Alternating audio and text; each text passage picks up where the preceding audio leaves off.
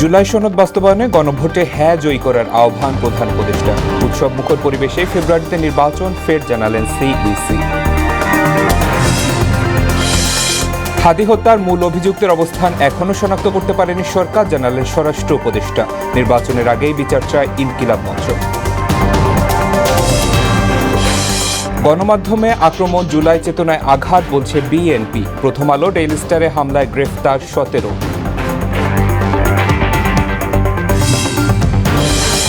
এবং জুলাই আন্দোলন দমাতে সক্রিয় ছিল গ্যাং অফ 4, জানালেন চিফ প্রসিকিউটর। ছাত্র জনতাকে একেবারে শেষ করতে চায় সালমান আনিসুল।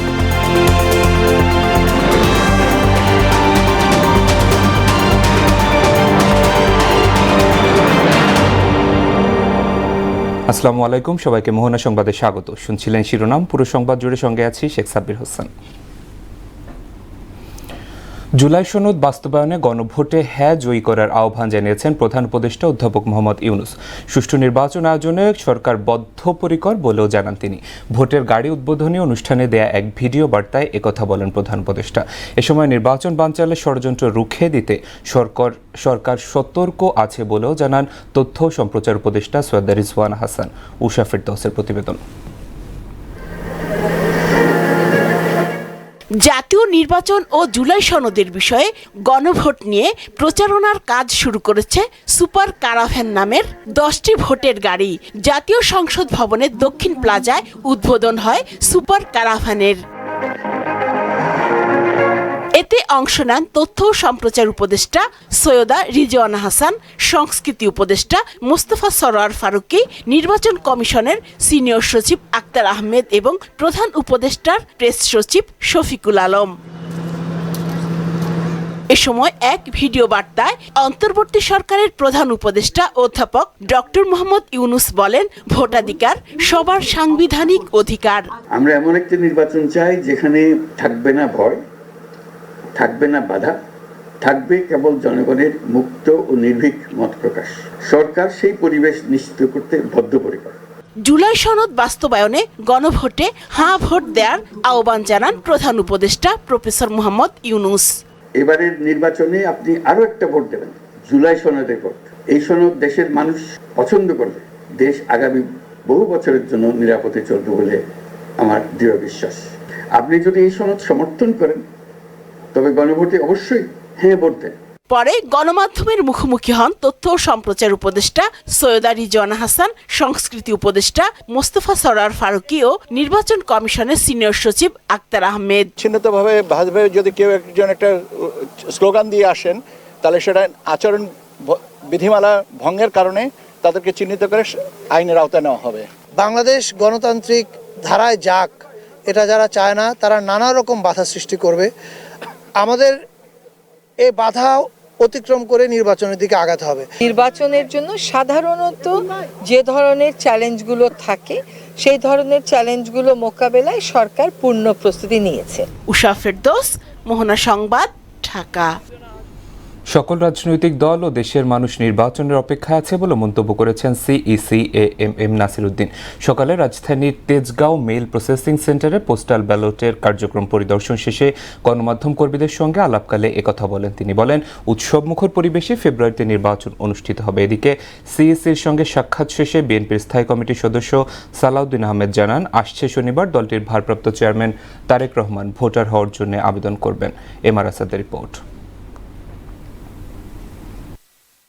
রাজধানীর তেজগাঁয়ে ডাক বিভাগের মেইল প্রসেসিং সেন্টারে পোস্টাল ব্যালটের জন্য পরিচালিত কার্যক্রম পরিদর্শন করেন প্রধান নির্বাচন কমিশনার এএমএম নাসির উদ্দিন। পরে সাংবাদিকদের সঙ্গে কথা বলেন তিনি।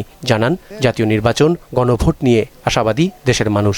কালকে আমাদের আইন শৃঙ্খলা বাহিনী, আপনি দেখেছেন, সব বাহিনীর প্রধানরা একসাথে জাতিকে আমরা একটা মেসেজ দিয়েছি যে আমরা সবাই এক, ইলেকশনের ব্যাপারে সবাই এক, আমরা সুন্দর নির্বাচন সবাই চাই, সবাই মিলে আমরা ইনশাআল্লাহ এটা করব। রাজনৈতিক দল ও ভোটারদের সহযোগিতা পেলে উৎসবমুখর পরিবেশেই ভোট অনুষ্ঠিত হবে বলেও জানান তিনি। পুরা দেশবাসী, বড় রাজনৈতিক দল সহ সবাই তো ইলেকশন চায়, সবাই দেশের মঙ্গল চায়, ভোটাররাও চায়। পরে সিইসির সঙ্গে সাক্ষাৎ করতে নির্বাচন ভবনে আসেন বিএনপির স্থায়ী কমিটির সদস্য সালাউদ্দিন আহমেদ। এ সময় তিনি সাংবাদিকদের জানান, মনোনয়নপত্রের কিছু বিষয়ের প্রতি সিইসির দৃষ্টি আকর্ষণ করা হয়েছে। নির্বাচনী পরিবেশ সুষ্ঠু থাকুক কামনা করি, আশা করি সরকারকে আমরা আহ্বান জানিয়েছি এবং জনগণও চায় এবার উৎসবমুখর পরিবেশে স্বাধীনভাবে মুক্তভাবে ভোট দিবেন। তো সুতরাং আশা করি আইনশৃঙ্খলা পরিস্থিতির ক্রম উন্নতি হবে। 27 ডিসেম্বর তারেক রহমান ভোটার হওয়ার আবেদন করবেন বলেও জানান সালাউদ্দিন আহমেদ। ভোটার হওয়া, আইডি কার্ড বা ভোটার আইডি বা ন্যাশনাল আইডি হওয়ার সংক্রান্ত যা কিছু আছে তিনি এই 27 তারিখে করবেন। MR আসাদ, মোহনা সংবাদ, ঢাকা। ওসমান হাদি হত্যার মূল অভিযুক্তের অবস্থান এখনও শনাক্ত করা সম্ভব হয়নি বলে জানালেন স্বরাষ্ট্র উপদেষ্টা জাহাঙ্গীর আলম চৌধুরী। তবে অধিক তদন্ত এবং নিরাপত্তার স্বার্থে বিস্তারিত জানানো সম্ভব নয় বলেও জানান তিনি। দুপুরে সচিবালয়ে এক ব্রিফিংয়ে উপদেষ্টা বলেন, হাদি হত্যাকাণ্ডে ইতিমধ্যে 10 জনকে গ্রেফতার করা হয়েছে। এদিকে এক ফেসবুক পোস্টে আইন উপদেষ্টা আসিফ নজরুল জানান, পুলিশ রিপোর্ট পাওয়ার সর্বোচ্চ 90 দিনের মধ্যে এই হত্যার বিচার সম্পন্ন করা হবে। শামীমুজ্জামান চৌধুরীর রিপোর্ট। নির্বাচনী প্রচারণার সময় গেল 12 ডিসেম্বর গুলিবিদ্ধ হন ওসমান হাদি। এক সপ্তাহ মৃত্যুর সঙ্গে লড়াই করে চিকিৎসাধীন অবস্থায় পাড়ি জমান না ফেরার দেশে। হাদির নির্মম হত্যাকাণ্ডের বিচারের দাবি ওঠে সারা দেশ থেকে। সচিবালয়ে আইন শৃঙ্খলা সংক্রান্ত কোর কমিটির বৈঠক শেষে এ বিষয়ে কথা বলেন স্বরাষ্ট্র উপদেষ্টা জাহাঙ্গীর আলম চৌধুরী। জানান, ইতোমধ্যে 10 জনকে গ্রেপ্তার করা হয়েছে। মূল অভিযুক্তের অবস্থান চিহ্নিত করা সম্ভব হয়নি বলে জানান স্বরাষ্ট্র উপদেষ্টা। এখন যদি কোথায় আছে হইলে তো তারা ধরে ফেলতাম। যদি আমাদের কাছে যদি ওইরকম নিউজটা থাকতো তাহলে তো ধরে ফেলতাম। দেশও থাকতে পারে, বাইরেও থাকতে পারে। অপারেশন ডেভিল হান্ট ফেজ 2 এর বিষয়েও কথা বলেন তিনি। লুট হওয়া ও অবৈধ অস্ত্র উদ্ধারে আইন শৃঙ্খলা বাহিনীর অভিযান চলমান রয়েছে। এদিকে আরও জোরদার ও বেগবান করার জন্য এবং ফ্যাসিস্ট টেরোরিস্টদের দমনের উদ্দেশ্যে গত 13 ডিসেম্বর 2025 তারিখে অপারেশন ডেভিল হান্ট ফেজ 2 চালুর সিদ্ধান্ত গ্রহণ করা হয়। 25 ডিসেম্বর তারেক রহমানের দেশে ফেরার সময় নিশ্চিত নিরাপত্তা ব্যবস্থা নেওয়া হয়েছে জানিয়ে উপদেষ্টা বলেন, বড়দিন এবং 31st নাইটেও নিরাপত্তা জোরদার থাকবে। আগামী 25 ডিসেম্বর 2025 তারিখে বিএনপি ভারপ্রাপ্ত চেয়ারম্যান তারেক রহমান দেশে আগমন উপলক্ষেও সর্বোচ্চ নিরাপত্তা ব্যবস্থা গ্রহণ করা হয়েছে।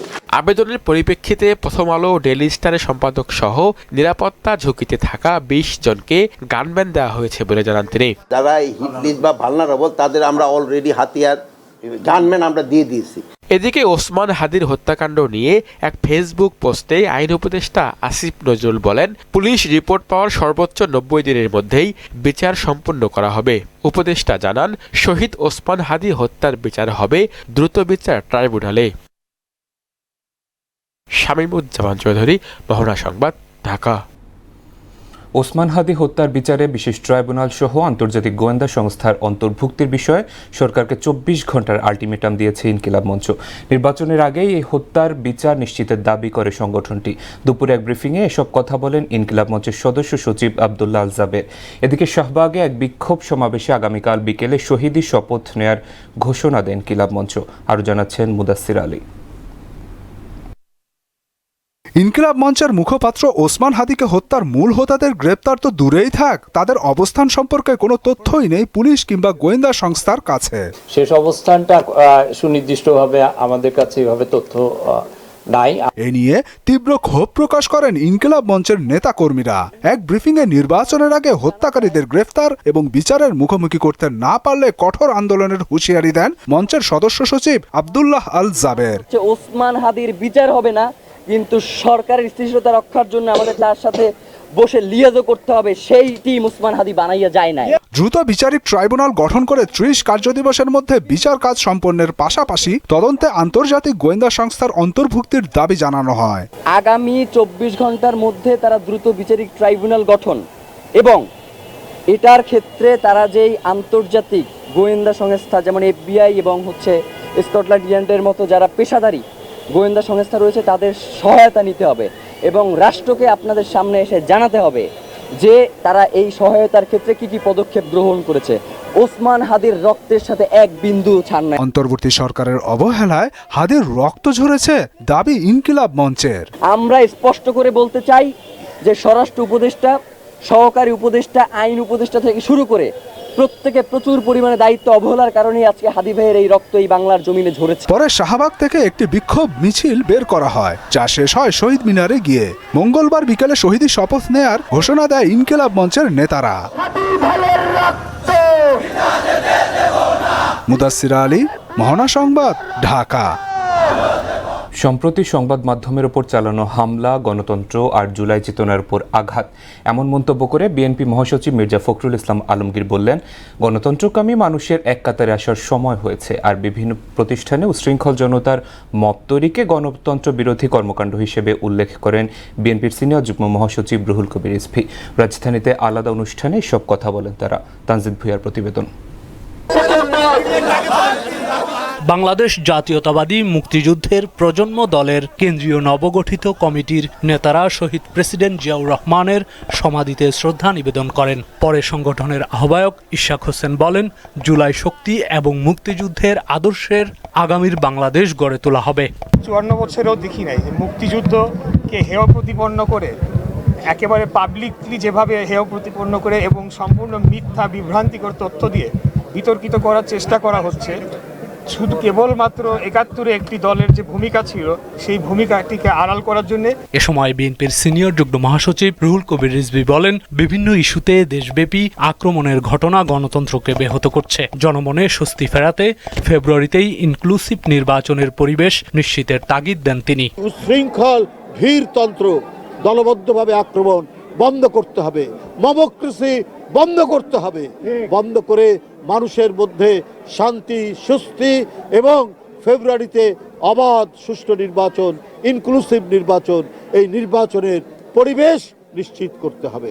এদিকে পিআইবিতে আয়োজিত এক প্রকাশনা অনুষ্ঠানে বিএনপি মহাসচিব মির্জা ফখরুল ইসলাম আলমগীর বলেন, ১৭ বছর বিএনপিকে নানাভাবে ধ্বংসের চেষ্টা করা হয়েছে, কিন্তু কোনো অপতৎপরতাই সফল হয়নি। জিয়াউর রহমানকে আরো বিকশিতভাবে তাই জনগণের কাছে তুলে ধরতে পারি, তার চিন্তা ভাবনা, তার কাজগুলোকে যদি আমরা নতুন প্রজন্মের কাছে দিয়ে দিতে পারি, তাহলে নিশ্চয়ই সেই নতুন প্রজন্ম দেখবে যে কীভাবে একজন সৎ মানুষ, একজন যোগ্য মানুষ সমস্ত চ্যালেঞ্জকে মোকাবেলা করে এগিয়ে যেতে পারে। এছাড়া সাম্প্রতিক সময়ে গণমাধ্যমে হামলার প্রতিবাদে নোয়াবু সম্পাদক পরিষদ আয়োজিত সভায় যোগ দেন বিএনপি মহাসচিব। তিনি বলেন, এসব হামলা গণতন্ত্র আর জুলাই চেতনার উপর আঘাত। আমরা যারা অন্ধকার থেকে আলোতে আসতে চাই, আমরা যারা আমাদের বাংলাদেশকে সত্যিকার অর্থেই একটা স্বাধীন, সার্বভৌম, গণতান্ত্রিক বাংলাদেশ হিসেবে দেখতে চাই, তাদেরকে আজকে শুধু সচেতন হলে চলবে না, রুখে দাঁড়াতে হবে। অপশক্তি রুখে দিয়ে আগামীর বাংলাদেশ গড়তে গণতন্ত্র আর সার্বভৌমত্ব রক্ষায় সবাইকে এক থাকার আহ্বানও জানান মির্জা ফখরুল। গণতান্ত্রিক আমি মানুষের এখন এক হওয়ার সময় এসে গেছে। তানজিদ ভুঁইয়া, মোহনা সংবাদ, ঢাকা। দৈনিক প্রথম আলো ও দ্য ডেইলি স্টার কার্যালয়ে হামলা ও অগ্নিসংযোগের ঘটনায় প্রথম আলোর পক্ষ থেকে তেজগাঁও থানায় একটি মামলা দায়ের করা হয়েছে। এ ঘটনায় সিসিটিভি ফুটেজ বিশ্লেষণ এবং গোয়েন্দা তথ্যের ভিত্তিতে প্রত্যক্ষভাবে জড়িত ১৭ জনকে গ্রেপ্তার করেছে ঢাকা মেট্রোপলিটন পুলিশ। সোমবার দুপুরে ডিএমপি মিডিয়া সেন্টারে আয়োজিত এক প্রেস ব্রিফিংয়ে এসব তথ্য জানান ডিএমপির অতিরিক্ত police commissioner Nazrul Islam. DMP জানায়, গত ১৮ ডিসেম্বর রাত আনুমানিক ১১:১৫ থেকে ১৯ ডিসেম্বর রাত ২:৩০ মধ্যে অজ্ঞাতনামা কয়েক হাজার লোক সমবেত হয়ে প্রথম আলো কার্যালয়ে হামলা ও অগ্নিসংযোগ চালায়।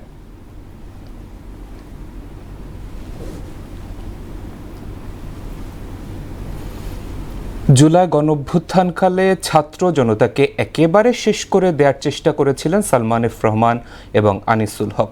আন্দোলন দমনে গঠিত গ্যাং অফ 4-এর মাধ্যমে সব ধরনের পরিকল্পনা করা হতো বলে জানিয়েছেন চিফ প্রসিকিউটর তাজুল ইসলাম। মানবতা বিরোধী অপরাধের এক মামলায় আনুষ্ঠানিকভাবে অভিযোগ গঠনের শুনানি শেষে এমন মন্তব্য করেন তিনি। এদিকে চানখারপুলে শিক্ষার্থী আনাস সহ ৬ জনকে হত্যা মামলায় যুক্তিতর্ক উপস্থাপন করা হয় ট্রাইব্যুনালে। আর জানাচ্ছেন মেজবা রহমান। জুলাই অভ্যুত্থানে ছাত্র জনতার আন্দোলন দমনে হত্যা নির্যাতনের পাশাপাশি কারফিউ জারি করে ক্ষমতাচ্যুত আওয়ামী লীগ। তবে কারফিউ ভঙ্গ করে রাজধানী সহ সারা দেশে আন্দোলন চলতে থাকে। সে সময় কারফিউ জারি করে আন্দোলনকারীদের হত্যার উস্কানি দেওয়া সহ মোট 5টি সুনির্দিষ্ট অভিযোগে সালমান এফ রহমান ও আনিসুল হকের বিরুদ্ধে সোমবার ট্রাইব্যুনাল 1-এ আনুষ্ঠানিক অভিযোগ গঠনের উপর শুনানি করে প্রসিকিউশন। পরে চিফ প্রসিকিউটর তাজুল ইসলাম জানান, জুলাই অভ্যুত্থানে ছাত্র জনতার আন্দোলন দমনের পরিকল্পনা করা হতো গ্যাং অফ ফোরের পরামর্শে।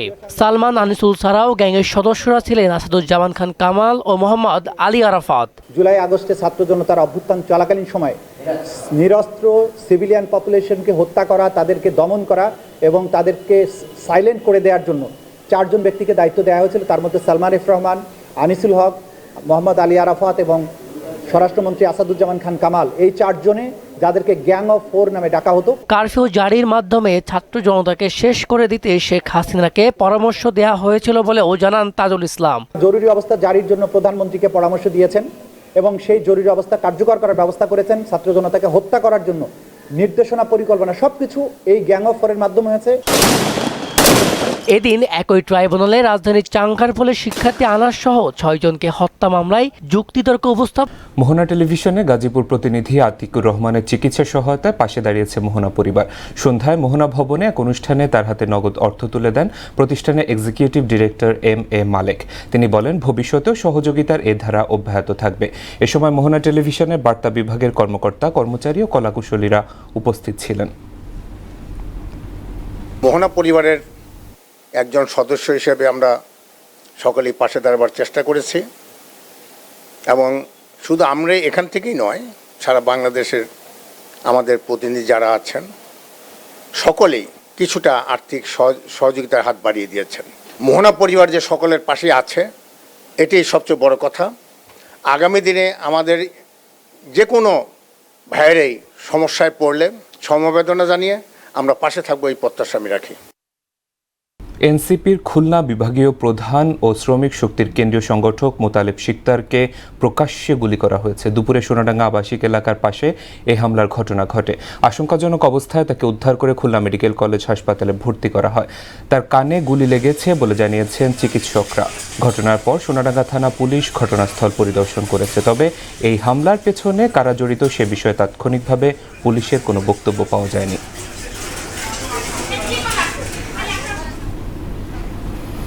ময়মনসিংহের ভালুকায় ধর্ম অবমাননার অভিযোগ তুলে দীপু চন্দ্র দাসকে পিটিয়ে হত্যার পর মরদেহ পুড়িয়ে দেওয়ার ঘটনায় গ্রেপ্তার 12 জনের 3 দিনের রিমান্ড মঞ্জুর করেছে আদালত। মামলার তদন্তকারী কর্মকর্তা সব আসামি 5 দিনের রিমান্ড চাইলে শুনানি শেষে সিনিয়র জুডিশিয়াল ম্যাজিস্ট্রেট আদালতের বিচারক শাহাদাত হোসেন প্রত্যেককে 3 দিনের রিমান্ড মঞ্জুর করেন। দুপুরে আসামিদের ময়মনসিংহের কেন্দ্রীয় কারাগার থেকে কড়া নিরাপত্তায় আদালতে আনা হয়। এছাড়া নিহত দীপুর পরিবার দীপুর হত্যাকারীদের সর্বোচ্চ শাস্তির দাবি করেন।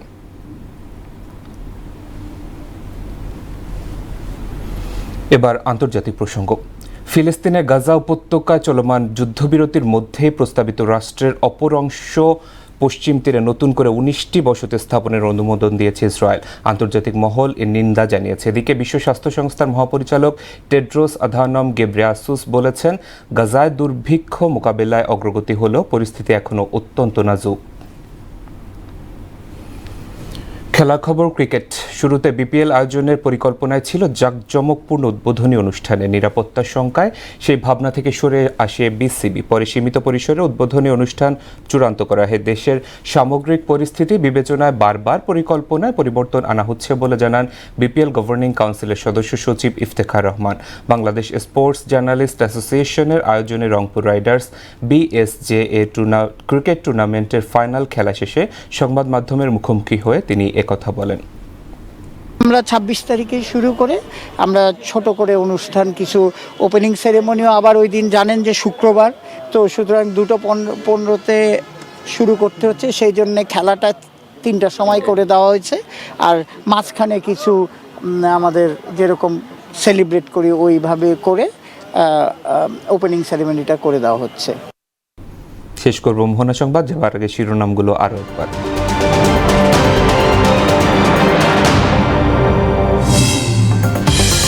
জুলাই সনদ বাস্তবায়নে গণভোটে হ্যাঁ জয়ী করার আহ্বান প্রধান উপদেষ্টা। উৎসব মুখর পরিবেশেই ফেব্রুয়ারিতে নির্বাচন, ফের জানালেন সিইসি। হাদি হত্যার মূল অভিযুক্তের অবস্থান এখনো শনাক্ত করতে পারেনি সরকার, জানালেন স্বরাষ্ট্র উপদেষ্টা। নির্বাচনের আগেই বিচার চায় ইনকিলাব মঞ্চ। গণমাধ্যমে আক্রমণ, জুলাই চেতনায় আঘাত বলছে বিএনপি। প্রথম আলো, ডেইলি স্টারে হামলায় গ্রেফতার 17।